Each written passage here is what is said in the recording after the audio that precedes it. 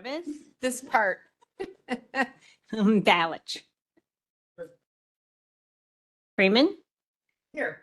Hickey, Here. Oxley, Yes. Winfrey, Here. Trinier. Present. We have a quorum. All right, and first up is the approval of minutes from the Public Works and Transportation regular meeting on April 1st. Freeman. Second. Motion by Freeman, second by Winfrey. Roll call, please. Balich, Yes. Freeman, Hickey, Yes. Oxley, Yes. Winfrey, Trinier. Yes. Motion passes. Motion carries, and now we're on to old business, and we're going to start right off. And the only reason this is old is we had this at our last county board meeting in April. This is the presentation on the status of Our Way Forward 2050, the Long-Range Transportation Plan.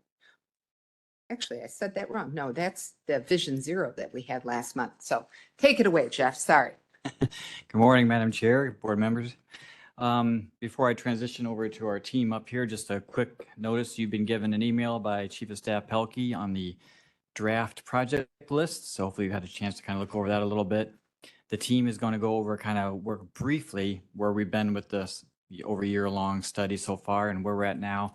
And then what we need to do in the next couple of months to close this out before we bring it back to you for final approval. So they're going to give you maybe a 15-minute presentation on all that. And then as mentioned in the email, that if you could get comments regarding the list or anything from the presentation to Chief Pelkey in the very near future, then we can address them and get some responses back to you after we've had a chance to review them appropriately. So with that, I'm going to turn it over to the team and have them introduce themselves. There's a number of them, so I'm going to clear out of here. So if you would come up here. And I just really want to encourage my fellow county board members to review that list thoroughly. I would hate to see you vote yes on this for 9 years in a row and then turn around and decide, nope, I don't really want that. So now is the time to take a look and meet with your constituents. Yes. Hi, everyone. Good morning. Good morning. What's your name? My name is Tina Figueroa. I am part of the project team focusing mostly on community engagement. Thank you, Tina. I'm Samantha Primer. I'm a planner with Civil Tech, and I've been working on this project for the last year or so. Thanks, Samantha. so- Hi, Is that- Mike Volkening with Civil Tech. I'm the Senior Project Manager. Oh, it's on. No. And I'm Brian DeSalle from Civil Tech. I'm a traffic engineer, traffic modeler. Thank you, Brian. Yeah, you can pull another chair up. I just- Or you know what? There's a free one next to Sherry. We can move it around or you can just sit next to Sherry. I'm good either way.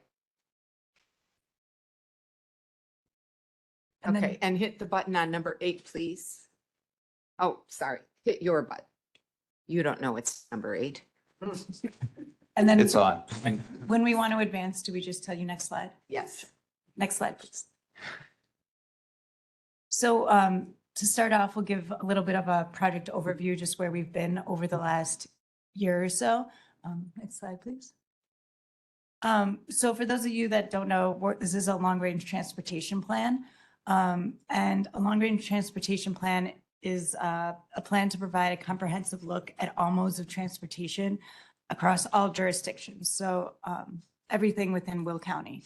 It considers all of the available funding, establishes transportation goals, objectives, and priorities. And importantly, this is not a programming document. So it doesn't determine the funding for projects. It's just a planning document to set that up. So next slide, please. So why are we doing this? Why now? The county updates their long-range transportation plan approximately every 8 to 10 years. And the last plan, Will Connects 2040, was adopted in 2017. Our plan, Our Way Forward 2050, will incorporate changes since the 2040 plan that include ongoing industrial and warehousing development, the continued residential growth, and then importantly, some changes to transportation that occurred as a result of the COVID-19 pandemic. This plan is a data-driven plan. We have a travel demand model that we're creating that's specific to the county, and Brian will be able to speak a little bit more to that later in the presentation.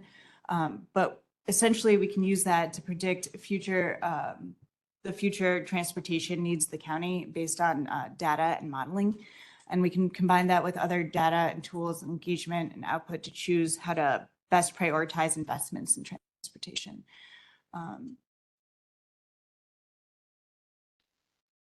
So this LRTP, this long-range transportation plan, will ultimately shape the goals and objectives of transportation in the county and how they pursue funding sources, define priorities and metrics for success. We'll be able to supply the travel demand model to evaluate projects going forward. So the county will actually have this model that they can then use and tweak as transportation needs change. And then we'll also create short-term and long-term recommendations for the transportation network that are not just for cars and roadways, but also for pedestrians, bicycles, transit, and importantly for Will County freight. So now a little background on our schedule and approach. So again, we've been working on this project for over a year now. We've worked on our existing and future conditions in the very beginning of the project, where we had an advisory committee meeting and a second advisory committee meeting, including a board presentation. We completed our first wave of engagement, and Tina has some slides later in the presentation to go over our engagement approach. And then we've also worked on some preliminary recommendations, including our draft project list, which has been sent out to you all for review. We're currently working on our draft plan and looking at getting that together and reviewed. And then the next step will be the final plan. Do you have the dates yet for the public engagement wave 3? Yes, we do. That Okay. is near Will the you be end of given May. those today? Yes, we can Okay. share those with you all. Thank you. Yeah.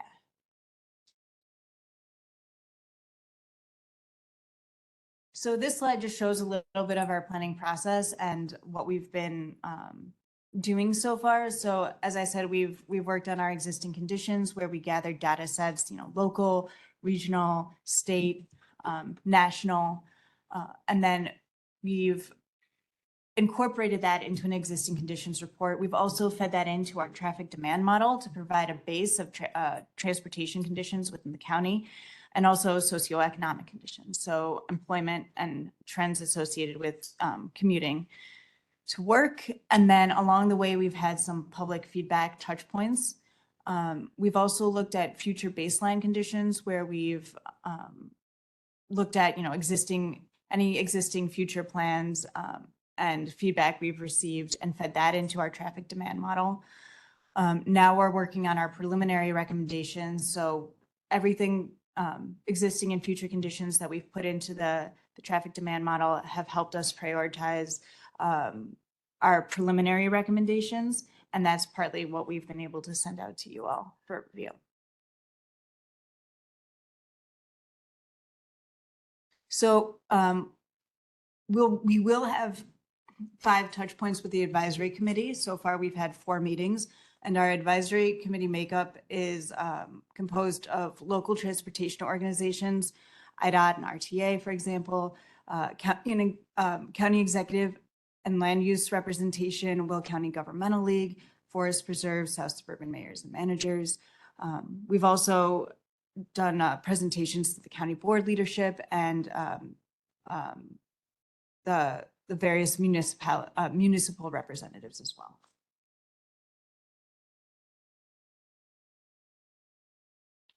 And this slide just shows a timeline of our advisory committee and board meetings. So AC1 was back in November 2023, where we discussed project, an introduction to the project and our goals. AC2 was findings from our Wave 1 engagement, which Tina will discuss more later on. In between there, we had a board presentation where we highlighted our existing conditions. Our third advisory committee was the preliminary recommendations review. And our fourth most recent was where we shared the project list and refinement of our project list. And AC5 on May, coming up on May 20th will be a draft plan review. So a little bit on what we've accomplished so far. As I mentioned, we've completed our existing conditions report, and that is available on our project website, ourwaywill.co. Next slide, please. We've outlined our vision, goals, and objectives and shared those with the advisory committee and got feedback on those. And they are maintain and modernize existing transportation assets, support economic development, ensure safety for all travelers, improve freight movement, expand sustainable transportation options, and improve access and connectivity. And then with each of those goals, there's supporting objectives. So our first wave of engagement began in fall of 2023 when we had our first touch point with both the advisory committee meetings and with the public. This was our way of building a foundation to understand what those existing conditions were and what the main challenges and opportunities were as told to us by the public. So you can see here, this is just a list of all of the items that we were completing during that kind of fall, winter 2023-2024 period. We still have an online mapping exercise that's ongoing. That's also on our website. It's essentially a large map of the county with the ability to pin locations and leave comments and also draw lines to show how people are moving around and where issues might arise. We had our first survey during this time as well. That included preliminary foundational information, understanding what goals and objectives from the previous plan would be prioritized by the public today. And we had several pop-up events.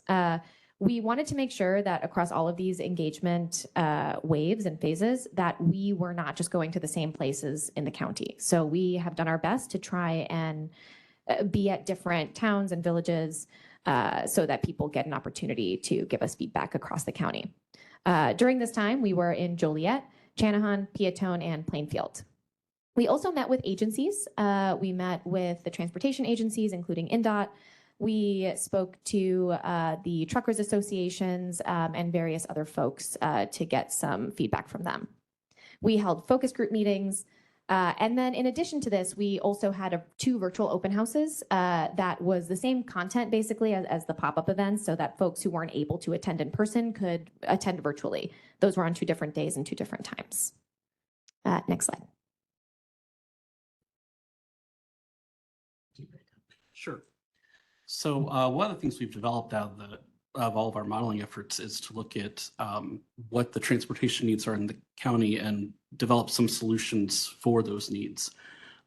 So providing all the data all the existing conditions data plus the socioeconomic growth data from both CMAP and also local data and putting that into the travel demand model, we were able to come up with a forecast of baseline conditions, which are your demographics, commuting patterns, travel trends, truck traffic, travel mode.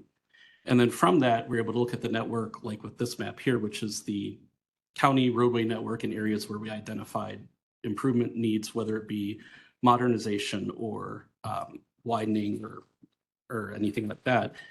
And from that, we came up with several different areas of need based on just the travel demand model, which is modernization, freight movement, safety, access to transportation and mobility. Some of these fell off because they were determined not to be distinguishing between the projects, but we carried forward. We kind of combined the modernization, mobility, and access together into an overall improvement need category. And then we had freight, safety, and with ped and bike improvements, we look at sustainability. Next slide, please.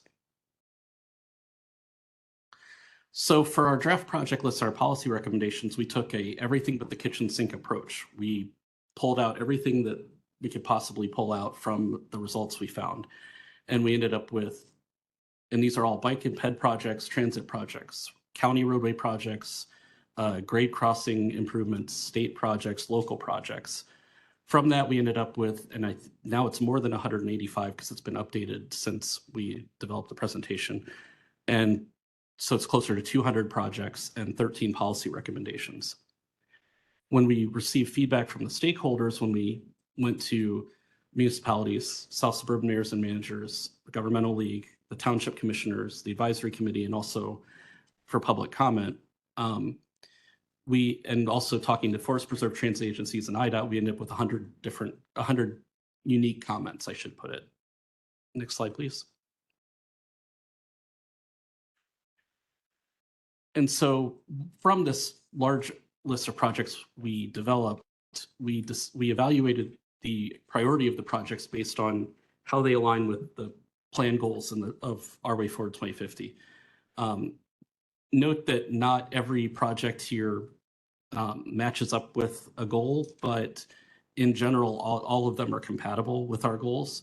So for instance, roadways have 5 different goals because that's the most data-driven of our analysis we could build. But note that all of the projects look at safety as a high priority. Next slide, please. So looking at project evaluation, and just as an example here, we have how we evaluated our roadway projects. As you can see, there's a lot of data we were able to look at because that's where the most data is available. So we ranked it on a scale of 0 to 3, and we looked at things like reducing the miles of substandard roadway, replacing bridges, operating costs for users, and then for freight, it's travel time, reduction in crashes and crashes with involving freight, decreased travel time for east-west trips, and what's the available, and this criteria we ended up changing. Originally, we were looking at available roadway capacity during peak periods. Now it's change in travel time over non-peak periods, just to get a better measure of congestion across the entire network. Next slide, please. So our second wave of engagement, that started last summer when we wanted to have another touch point with the community relating to trails, including all other types of non-motorized transportation. So we had a much shorter survey just to have that touch point, as well as attending the Joliet Kids Fest pop-up event. That was really useful because families with small children don't always have the time to get to some of these other events. So it was nice to have that kind of diversity and focus in on those trail systems. Then in the fall, we opened up with another advisory committee meeting to have a touch point before we met with the public again. And that was to talk about those preliminary recommendations. So we heard from the first wave, what were the issues? And we were trying to come back with, well, here are potential solutions. And we were asking folks to rank how urgent they thought some of those solutions could be. That was paired with a survey that also had the same information as our in-person workshops. Those in-person workshops, we had one in Joliet, we had one in Beecher, Manhattan, and Wilmington. So new places that we hadn't yet been. We also paired that once again with another virtual open house with the same information, just for another way to give that feedback. And again, that online mapping exercise continued to be open for that purpose. So a little bit on where we are now.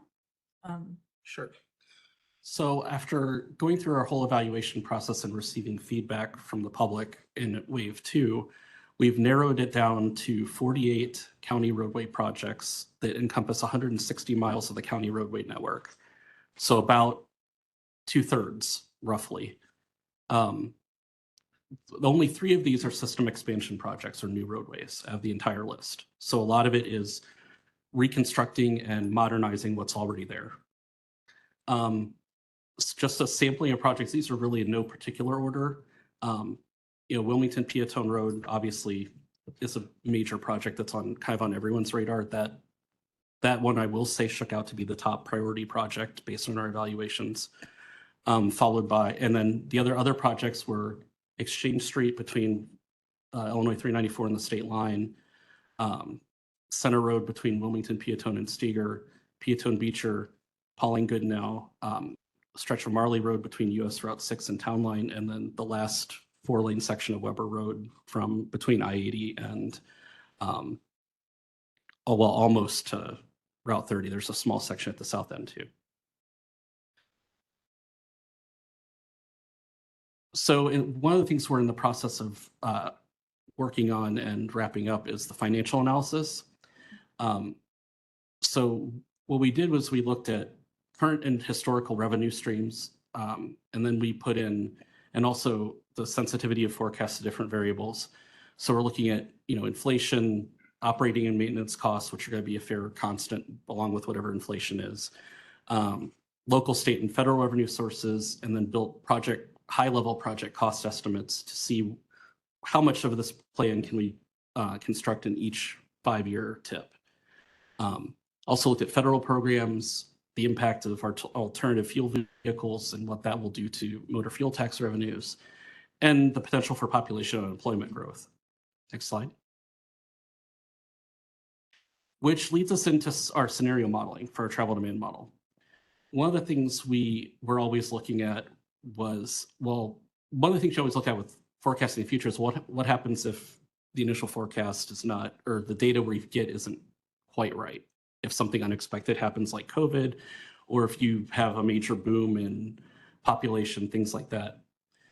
And the biggest thing that we heard about talking to the public, well, what about all these big warehousing and distribution centers that are going in, the intermodals, all of those type of things?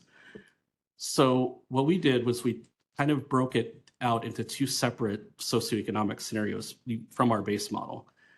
What if, what if things grow as they're predicted to grow based on the regional model? That was our base scenario. That's what all of our needs were determined off of. But then we said, okay, what if we look at some of the major developments going on, such as Elion, North Point, CXX Crete, possibly, and what happens if those build out to their maximum potential by 2050? And so from there, we ended up with 2 different scenarios looking at our baseline with, these are including all the improvements that are already funded, both by IDOT and the county, and said, okay, these are our 2 scenarios. One is with increased growth, one is without. And then what we're looking at right now is this group 2 scenario where what improvements do we need to mitigate what happens to the transportation network based on these 2 different scenarios. We just received our data last week, so we're in the process of digging through that right now. But initially it looks like really a lot of the improvements that we're proposing on the county network would be able to handle the increase in population and employment created by if these major developments build all the way out in the next 25 years. Another big question we get all the time is, well, what about the airport? The biggest problem with trying to model the airport right now is we don't know what it's going to look like. Other than changing it over to a cargo airport, IDOT's provided very little information. And so until we have that information, we can't really model it. But what we have done is we've built the model in such a way that once we get that information, we can incorporate it into the model and update it per a plan amendment to the current to our 2050 plan. And that would essentially become a third TDM scenario. As in, what does how does the roadway network change with the airport in play? And then from there, the county can identify new projects that are needed to support what happens with the airport and reprioritize their projects in order to accommodate that added impact on the county roadway network. TDM. Travel demand model. Sorry about that. Next Okay, slide. I just want to make sure all No our problem. board members understand. Our next steps. We have one final touch point with the community. Before that, we'll be doing another communications push. And I'll say that we've been doing pretty regular communications pushes throughout this project before we meet with the public. We have, I think, over 200 email subscribers to our project website. So we use that as a means to connect with those folks who have said that they wanted to stay updated. So newsletters go out through there. A press release for the county, social posts, and we have had a lot of success with ads on Pace buses just on the inside. And that's been helping get the word out about the project, any surveys that we need people to complete. As Sam had mentioned earlier in the presentation, our final advisory committee meeting is on May 20th, because then right after we are going to have our in-person public hearings. Those are in 3 new locations that we have not been to yet, which is Romeoville, New Lenox, and Moni. We'll be collecting public comment at those workshops and also via the project website. And of course, we'll be coordinating with all of you before we move on to that final plan phase in mid-August. So thank you very much for listening. Okay, well, that was wonderful. I just have one question with this TDM modeling, traffic demand modeling. Is this a computer program or It is built through computer software. Yes. it is? Mhm. Interesting. Okay. Any questions from committee members? I think, Mike, I see your light. I was trying to write it down, so I would not have to like go through them, but then I forgot. Okay. Good morning. How are you guys? Thank you. Mhm. So first of all, you have said that your draft plan is going to be done at the end of May. Are you going to be coming back with what you've come up with at that point? Is there plans for you to come back after the final draft plan review? I believe so. Once we Yeah. get your comments from the project list on this presentation, we'll be incorporating those and adjusting this plan. And then we'll bring that all back to you in August for the final approval. So there won't be another discussion item. It'll be August when we have the approval. So that's why we need you to take a good look at this list and give us your comments now so that we can incorporate that, so we can bring you back that final document in August. That was my next question. Thank you, Jeff, for jumping ahead. Because it's like if you're going to need input, you're obviously going to need it before this, draft Mhm. plan gets approved. So what was the turnout like for your community events? Showing? Yeah, it depends. Our surveys were really well responded to. We had almost 900 responses on our first survey, and we had about 700 on our second. Our trail survey was about 200. I'm just off the dome here. I don't have the exact numbers in front of I me. didn't. And then for our pop-up events, because that first phase, they're not standalone events. We join in on existing events. So they're really well attended because it'll be like we had the Holiday Fest that's at Joliet here in the museum. That's where we were set up. And some of the other kind of holiday events around the county. So those were all more than 100 people at our pop-up or at a pop-up table. For our second wave, those are standalone events. So those are notoriously a little bit less well attended because we don't have an event to attach to. So people are just coming of their own volition. Those were about, I would say, like anywhere from 20 to 60 people at each of those workshops. We tried to make them fun. We had a petting zoo at one of them. We did one that was a touch-a-truck in Manhattan, and then tried to push out those comms to get people there. But it is always a little bit lower than our pop-ups. And so we'll see how these public hearing meetings go. We're hoping that the PACE ad and the comms push that we're doing will help get people out as well. So how are you advertising or letting people know about the public hearing part? We'll be doing a PACE bus ad. And we have a newsletter going out to about 200 of our email subscribers. And then the county will have a press release as well as Facebook and Instagram ads. We have put money behind ads before through the county social media, and that has a much bigger reach than just posting it organically. So that's I was another gonna say, I live in tactic. Plainfield.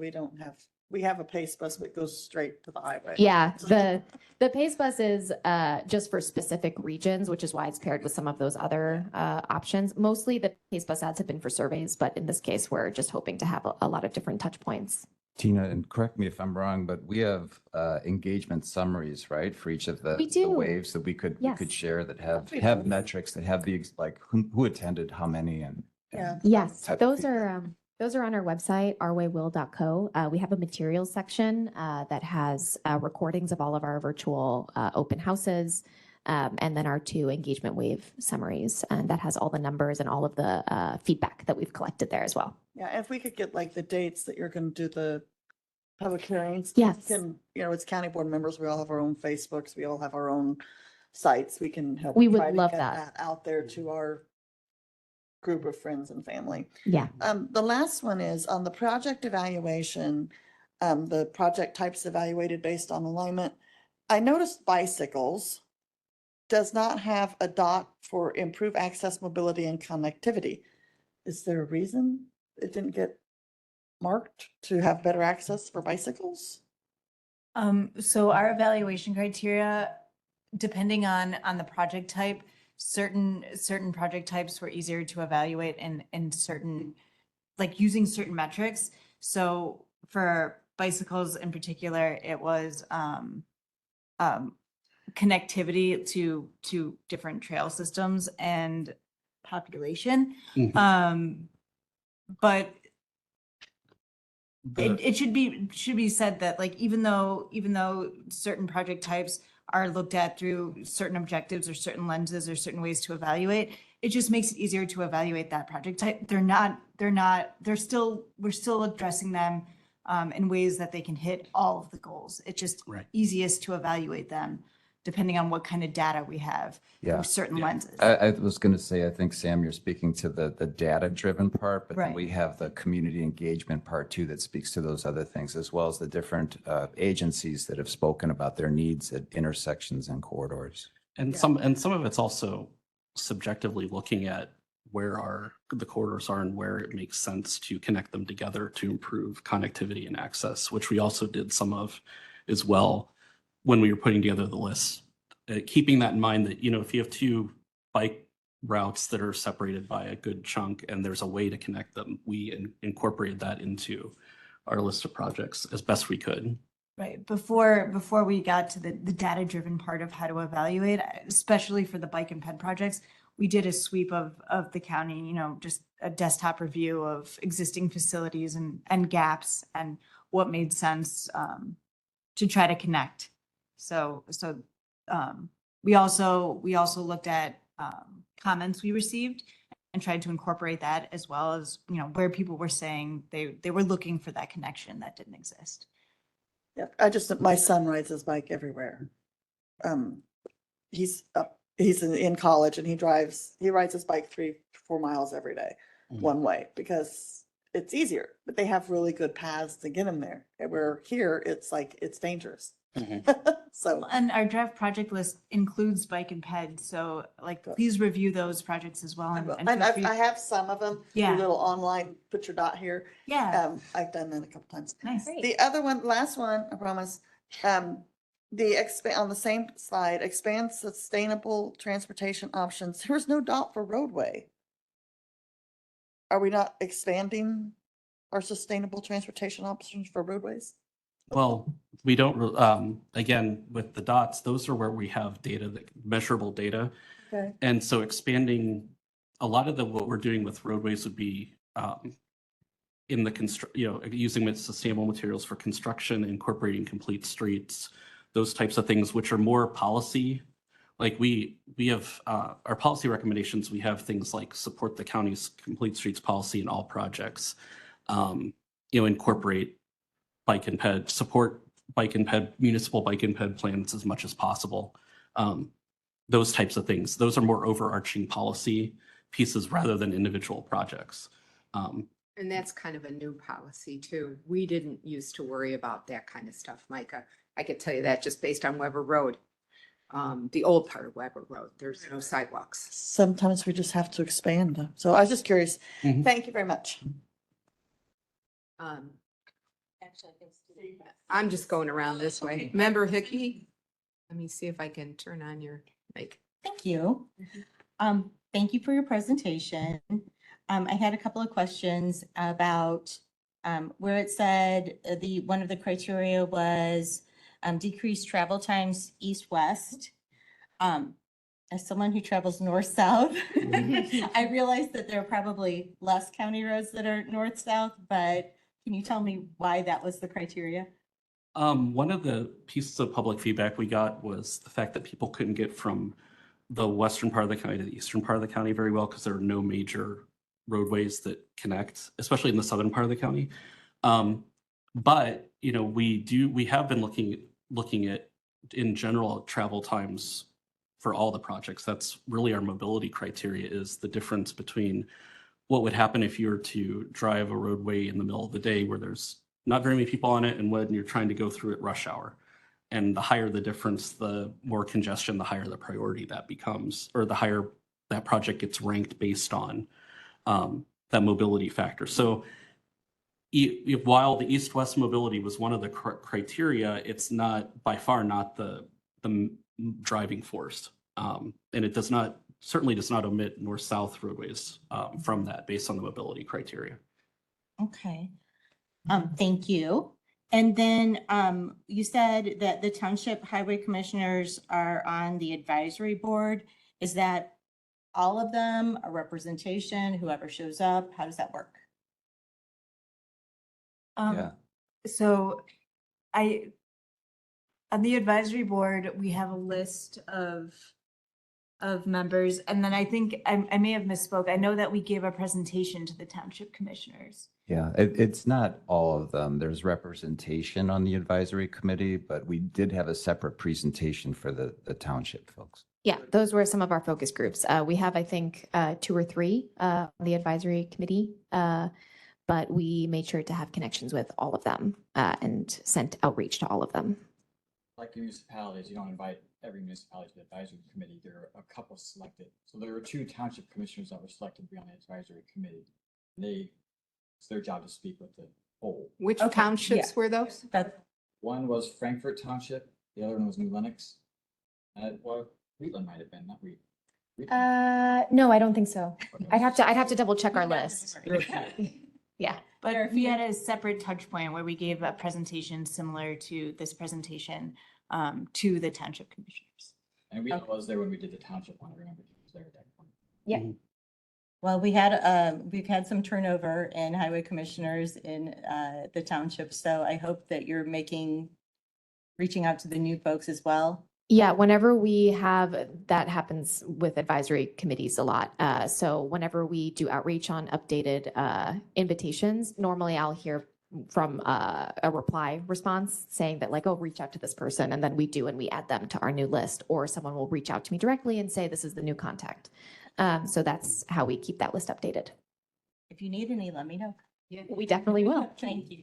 And I know we have at least one township with no highway commissioner Oh. in our county. Everybody got kind of turned up. No, I mean with Without- no highway commissioner, at least one township. Mr. Balich, get your mic on. I'd like to find out if we can get a copy of the responses from your public hearings, so we know what all the people are thinking and saying. Yes, so our engagement summaries all have the data responses from people. It includes survey responses. We digitize all of that, and it's available publicly on the website. And there's 2 of those available, as well as the recordings from our virtual engagement. Okay, and then the other thing, I saw in the very beginning, you were talking, on your slide and the presentation, that you're able to change which conditions, correct? Mhm. Okay, so that's one of the reasons I would always vote no to something like this, because going out that far, it's good, it's not gonna be the same as this now, right? Well, probably about 6 years ago, maybe 5 years ago, I'd say 6, maybe somewhere in that area. Bob Shorstrom was the head of the toll road. And he came here and he talked about building a toll road right next to I-80 for trucks, no cars, just trucks. And I think Jackie was on the board at that time, and I don't, Denise was. But anyway, they were considering doing that. And then COVID came and everything changed and it went away.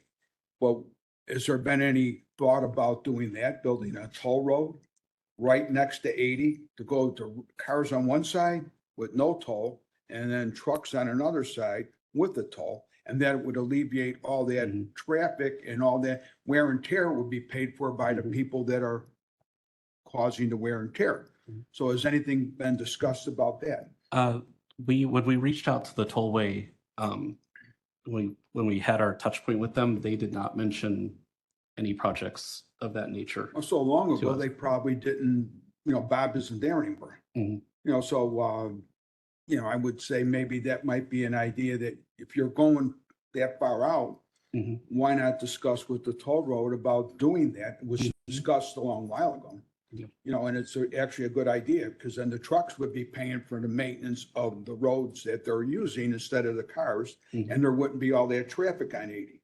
We can check with the tollway, but on the tollway's planning documents, they don't have that listed to my knowledge. Well, they probably wouldn't, because it was so long ago. But I mean, you ought to just ask. I'm Yeah, not telling I you mean, to they- do it. they work I'm on just a saying 10-year plan yes, too, because but it yeah. might be a Yeah. very viable idea. You're worried about, I'm not saying it's a bad idea. I'm just saying. be Mhm. aware.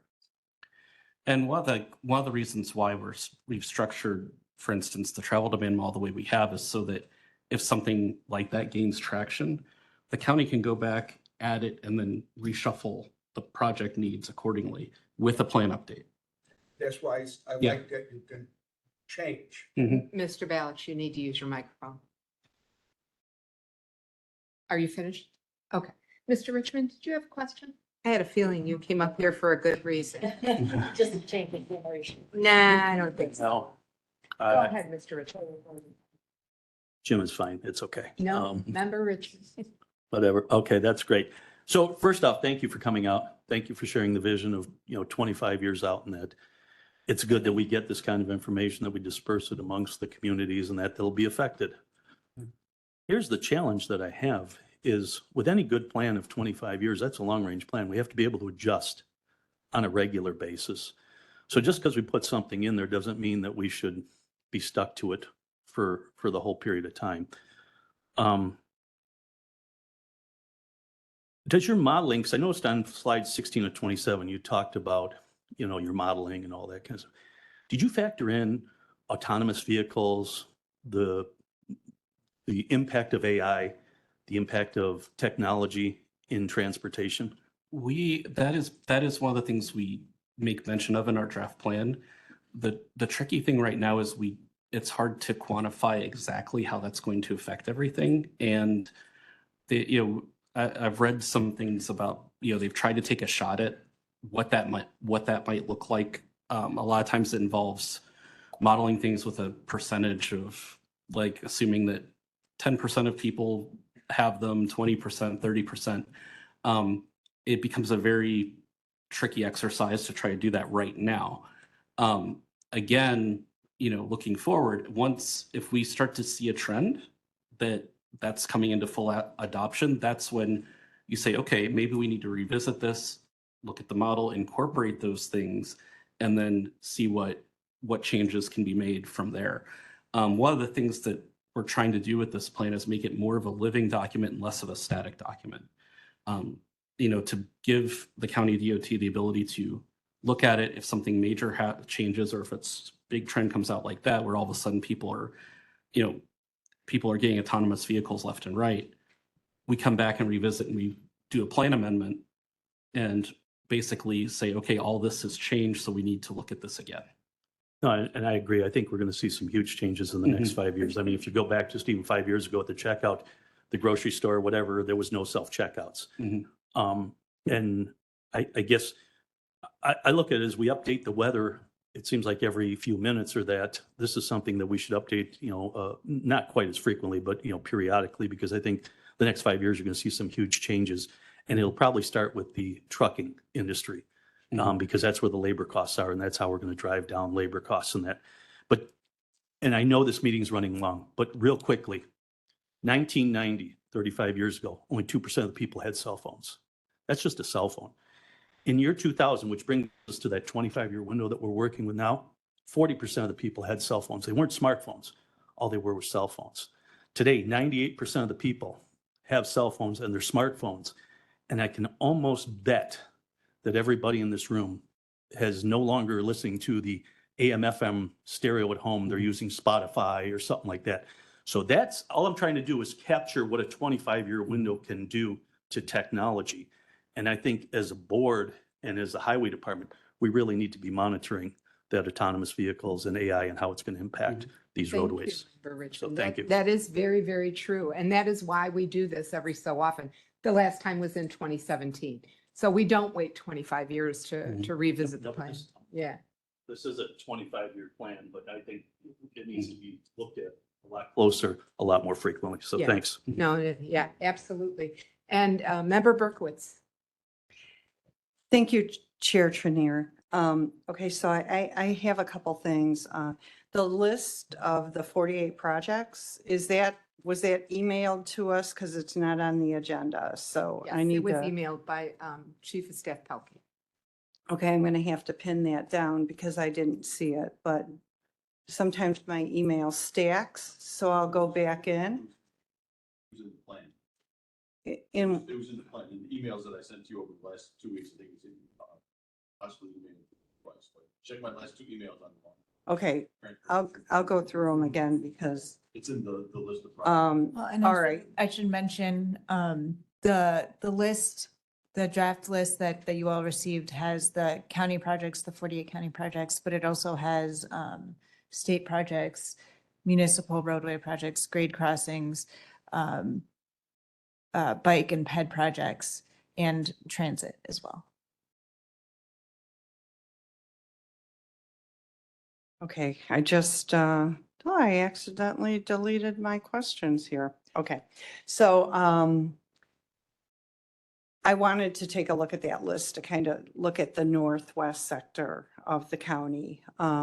In that part of the county, we've got Wolf's Crossing, Normantown, 248, intense, high-density development in that area. A lot of concerns, a lot of issues. And I don't know if you're talking to our township, you were talking to our township roadway commissioner, or if you weren't. But if you do in the future, I think Kelly and I, it would be very helpful if we understood the conversation and we knew what was going on. So that when we work with our constituents, this is ongoing 24 hours a day. We had a very, very bad accident on Normantown with, we've had fatalities. So, that leads me to my second question regarding, this plan incorporates a lot of planning for public safety, increasing public safety. What are you incorporating into the plan to address the actual motion on the roadway? For example, we see trucks driving in all lanes. They don't just, I mean, they're in every lane of the road. We see people with trailers that they don't have the appropriate lighting on their vehicles.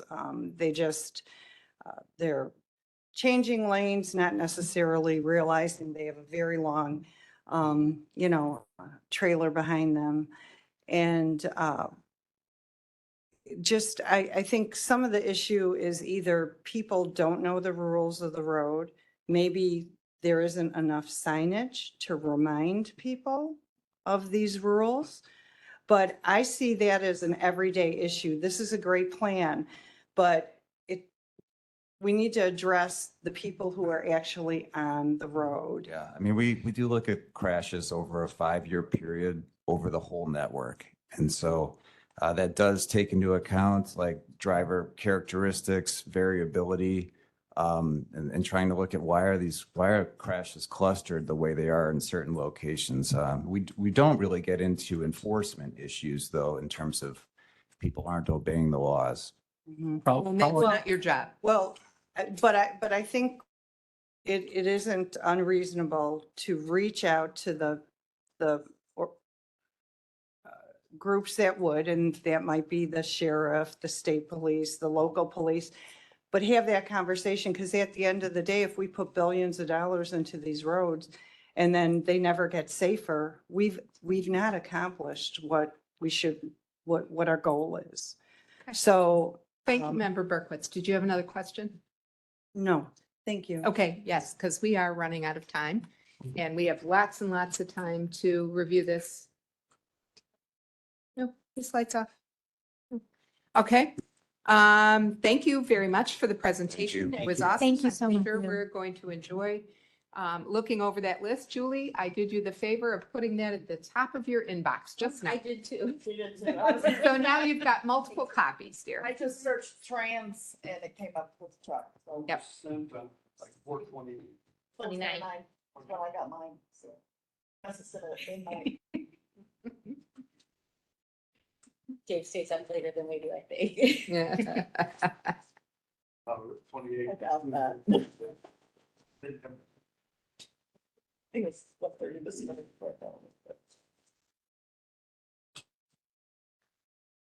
Uh-oh. Oh, okay. There he is.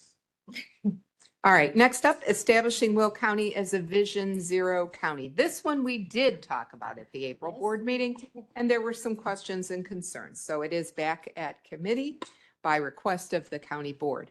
So if you have questions or concerns, now is the time.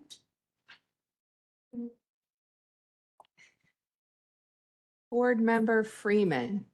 Can you refresh my memory as to what the concern was that it is back? I don't honestly have a clue. Does I spoke, staff remember? I what the spoke with concern our was? transportation department leader, Jeff. I, You know, all I can say is when I read it, it looked like a proclamation that had absolutely no items to do. Was it the Vision Zero was the issue? I can't. Oh, well, hi, Joe. Hello. You snuck in. Speaker Van Dyne. There we go. I got the right mic. this Thank you. time. Good morning, Chair. I believe there were some questions from the board members. They're not here today, apparently. Well, Remember what they were. yes, my point is, the questions were sent over to the Director of Transportation in a list format, and I don't know if that list is provided this morning, but if my suggestion would maybe be review all the questions and answers that were provided last week, and that may help the committee to try to move forward. I think that's my question is, I don't remember what they were. So does anybody have that? I don't see concerns? questions as of yet, but from when I watched the video, the main thing I saw was like questions about cost. Everyone was very in favor of safety and doing stuff to promote safety, which we do in our designs. So like, it's more about cost, which is kind of something difficult to track down. Because this is just a statement from the county saying we want Vision Zero, we want a goal toward Vision Zero. Whether we can get there is arguable. It was a proclamation. Yes. Yep. So we are also developing the safety action plan at the same time. They're going hand in hand. Then that kind of identifies where in our county we see needs. Mhm. So then once that's done, we'll know where we can put our efforts and maybe we can assign costs to that after that's done. But the Vision Zero is just a statement that the county is doing all they can and wants to do all they can to make improvements, a variety of different safety improvements. So if the safety action plan we're doing, you can't go after the federal dollars to make safety improvements without a Vision Zero statement. That is a checkbox in the grant.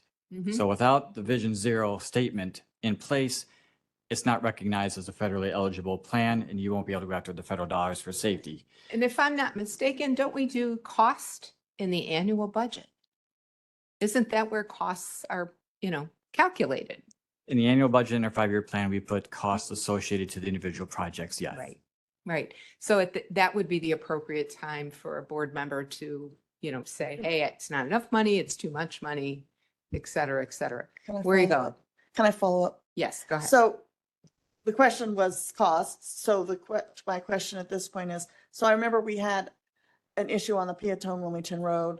There was accidents, of course, zero, I think I remember the name of this thing, Vision zero, Vision the Zero. Vision Zero for, let's keep it safe. We put up a sign. What was the cost associated with that sign? Was it minimal? It was negligible. So, okay, I'm good with this. Okay, thank you. Member Hickey, let me get your light on here. Thank you. Okay, so Jeff, I just want to restate it as bare bones as possible. If we do not have this proclamation, we will be cutting the county out of going after federal dollars, correct? Correct. Okay, and this is an aspirational, Well, Proclamation. the ones dedicated to safety, let me make sure that's clear. There's other funds federal dollars to go for, but Sure, the ones sure. related to safety improvements, yes. okay. I assume that in the past, you have gotten federal grants for safety projects? No, because we did not have a safety action plan. So, State has highway safety improvement for those safety dollars through the state, which we have been awarded for money through that, but the federal program, no. okay, so this would open up a new potential revenue stream. Correct. Okay, thank you Thank- very much. Thank you, Member Hickey. Member Ogala. Thank you. Jeff, I was just wondering, what type of things would we put in place for safety that we currently aren't doing today? What would be some examples? Examples would be the rumble strips. We have done that on North River Road. That's about 6,000 a mile was the cost associated with that. That was an existing facility, so we've done that once. So there may be other locations that come available that we would do and we could get money for. Widening shoulders to provide more stable shoulders for safety and also for police enforcement to pull people over who aren't doing safe movements.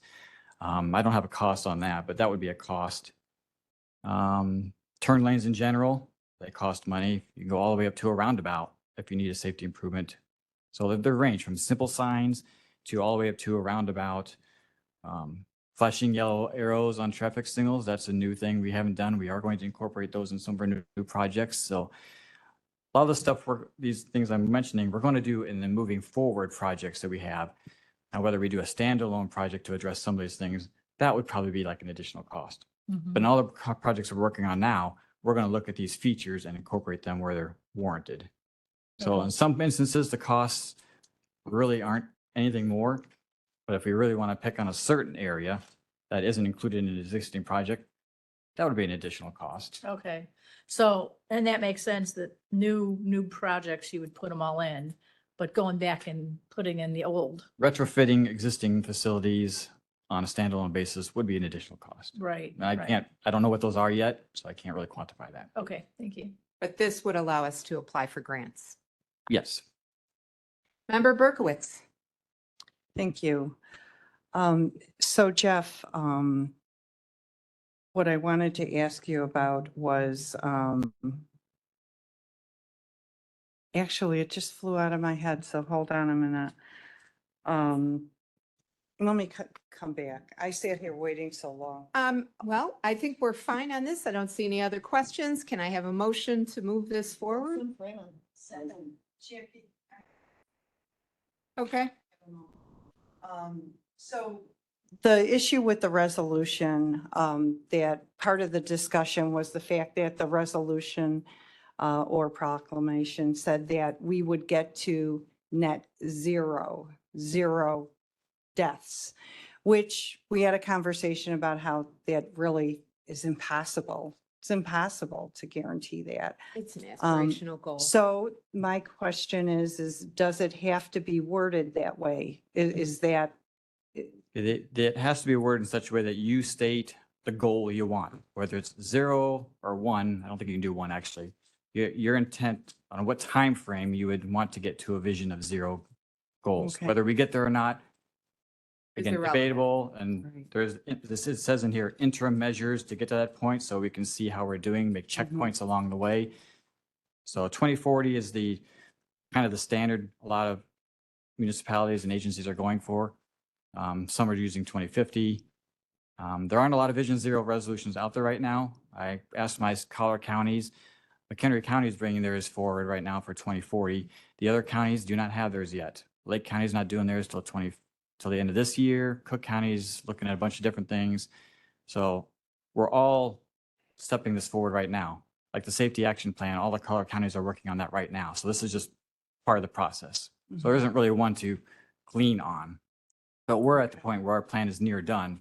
Okay. So that's why it's being brought forward. So you've worded this in a fashion that'll help you get that funding that Yes. you're going for. Okay, Yep. well, thank you. I appreciate that. We missed you that day. And we know you can't be with us every day, but thanks for the information. You're welcome. Appreciate it. All right, we have a motion and a second. Gave the motion. I'm I think Member Freeman, seconded by Member Winfrey. Can I have a previous? Previous dollars. Second Hickey. All in favor? Aye. Those opposed? Motion passes. New business, confirming award of contract to PT Farrow Construction, $646,199.71. So moved. Previous full. You get that, Second Sandy? Hickey. All in favor? Aye. Those opposed? Motion carries. Confirming award of contract to Austin Taylor Construction, $362,235.35. So moved with comment. Second Freeman. Okay, go ahead, Mr. Oxley. Let me, hold on. Hit your button, please. Sorry. Yeah, no, I'm sorry. I don't like doing this. Push my button, we're good. Jeff, are there start finish dates in these contracts? There are, yes. Yes, thank you, because in Lockport, we had a situation on 159th Street. It's state and city, but They were supposed to start in April, they didn't start till last July, and it's still a mess, and yeah, thank you. Yep. Okay, so we had a motion, a second. Can I get a previous? Previous Winfrey. Second Hickey. Second Hickey. All those in favor? Aye. Those opposed? Motion carries. Number 3, authorizing approval of professional services agreement for the Will County Pavement Management System update with Applied Research Associates, all county board districts. Can I have a motion? Previous Freeman. Second Hickey. All those in favor? Those opposed? Motion carries. So I think she's probably having a little trouble. They're going kind of fast. I'm good. At least get them. I'm good. You good? Uh-huh. She'll holler at me, I think. I know. She's used to Speedy Gonzalez, Jackie. Number 4, authorizing an intergovernmental agreement between the city of Joliet and the county of Will for maintenance and energy of traffic signals at intersection of Renwick and Old Renwick Trail in the county of Will. Motion Freeman. Second. Previous row? Previous Hickey. Second. Second Oxley. All those in favor? Aye. Those opposed, same sign. Motion carries. Number 5, authorizing approval of professional services agreement for design engineering services with Christopher B. Brook in Engineering. Motion Freeman. Second Bauer. Previous. Second Hickey. All those in favor? Those opposed? Motion carries. Number 6, providing title commitment reports for use by county from Wheatland Title Guarantee Company for Manhattan Moni Road from US Route 45 to Center Road. County Board District 3. So moved. Second Bauer. Previous. Second Hickey. All those in favor? Aye. Motion, those against, motion carries. Thank you. Number 7, providing title commitment reports for use by county from Wheatland Title, I swear I just read that, Wheatland Title Guarantee Company for Manhattan Moni Road from Center Road to Westerly Moni Municipal Limits. Can I have a motion? Freeman, Second. Winfrey, previous, Hickey, Hickey. and Ballage. Those in favor, say aye. Those opposed, motion carries. Number 8, appropriating transportation funds, $25,000 for the costs of review and approval of the design and engineering associated with the grade separation railroad crossing improvements on Gauger Road over CN Railroad. County Board District 2. May I have a motion? Second Bauer. Previous Hickey. Second Freeman. All those in favor? Aye. Those opposed, same sign. Motion carries. Number 9, authorizing approval of professional services agreement for right-of-way acquisition services and Pollock Appraisal Group Incorporated for several parcels of property for improvements to Laraway Road at the US 45 intersection, County Board District 2 and 3. Winfrey, Second Freeman. Freeman, Previous Oxley. Oxley, and Ballage.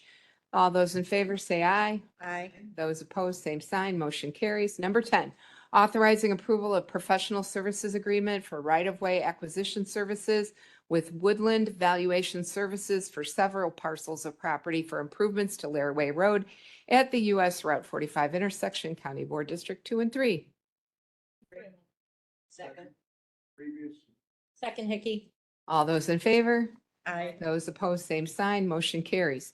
Number 11, authorizing approval of professional services agreement for right-of-way acquisition services negotiations with Mathewson Right-of-Way Company for several parcels of property for improvements to Laraway Road at the US 45 intersection, County Board District 2 and 3. Second Hickey. Previous Oxley. Second. All those in favor? Aye. Those opposed, same sign. Motion carries. Number 12, authorizing approval of professional services agreement for right-of-way acquisition services with Hampton, Lenzie, and Renwick for Incorporated for several parcels of property for improvements to Francis Road at the Marley Road intersection, County Board District 2, 4, and 5. May I have a motion? Motion Oxley. Second Bauer. Previous Freeman. Second. All those in favor, say aye. Aye. Those opposed, same sign. Motion carries. Yes. Hold on. Go ahead. Are we Member Freeman. still marking them as MTF when we have a motor fuel tax MFTs? I mean, it used to be Oh, on the agenda? Yeah, usually it did say It that the used to funds say were that. MFT. If we could continue, I really like to know. Let's let Well, Jeff speak to that. When we use motor fuel tax, state motor tax, we have a separate resolution that comes forward to specifically authorize that fund. And none of these projects had one. I think last month there was. So maybe next month there will be one. Otherwise, the resolution lists all the funds. But if we need to do the state one, I have to have a separate resolution. So. Yeah, because I like to know. Yep. where that he- money's going. Yep, Thank you. he's letting us know. He puts it on there when it's appropriate. I think that's what I heard. All right, other new business? Anyone? Nope. State's attorney discussion. I don't think we have anything, but we do want to let Jeff talk about Oxcart because we have some board members that had never heard of that. Yeah, so briefly, this was approved, the updated Oxcart agreement last month. So I listened to the board meeting. So I provided this memo just to kind of update, reiterate again, some of the things of what we do, what it's used for, what Oxcart is used for, how it's benefited us and us benefiting the community as a whole for the trucking industry and not getting their permitting. And also what it does not do. It does not do anything with the hazardous movements of those trucks. It's not part of its function to administer that. Whoever executes or issues the licensing for hazardous movements, EPA, I think IDOT is, I think I put a link in there for the Federal Highway Association who sets those standards for hazardous movements. It's not something my office oversees, but I provided that link and maybe some information might be there that might be helpful to that discussion. But in general, just a little more data on what oversized overweight permitting is there. So that I just provided that to try and answer some of those questions from last month. And Jeff, when did we first get Oxcart? Was it 10 years ago, 5 years ago? I think I put in the memo 2018. Is that, it's in the memo? Yeah. 17 or 18? 2018. Yeah, Okay, that 2018. rings a bell. Yep. I didn't look at the memo because I didn't have any questions, sorry. But I just wanted to make sure that everybody here got to hear that this is not new. It's just a renewal of a contract. And before that, what did we use? I don't even remember. Fax machine. Okay, okay, that explains it. Yeah. Because I used to get a lot of calls at the township office, especially for New Avenue, and I would have to redirect them to Lamont or to the county, depending on who it was. But yeah. Yeah, Okay. the fax machine is much quieter now that that is done. Soon those things are going to be obsolete thanks to email attachments and Correct. scanning, right? Yep. So talk about your change that Mr. Richmond brought up earlier. I mean, things Absolutely. really do change sometimes very quickly. Monthly work reports? Well, just number two, real Yep. quick. The reason I wasn't here last month was because Oh, of the yeah, you National were. Association of County Engineers that I attended. Illinois actually hosted it this year, so all hands were on deck for our Illinois County Engineers, so I was there doing that. And then we were awarded, Will County, put the attachment there, if you weren't aware already from the news release, that Will County was selected for a national award for its Laraway and Cedar Road project relating to asphalt. So we'll get that official award in a month or two when it's done, but we were recognized for that, so. I think I read about that. I read it out loud to the board at the Yeah, meeting. I think you did too, yes.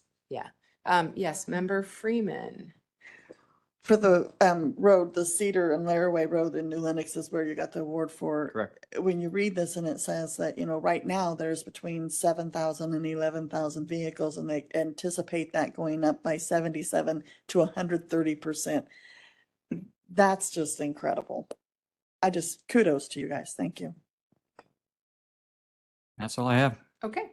Anything you want to say about the construction reports, maintenance reports, anything? Nope. Any questions Everything's in on there. any of the reports? Okay, any committee members have a report about their neighborhood? No, nothing? Okay, any public comment?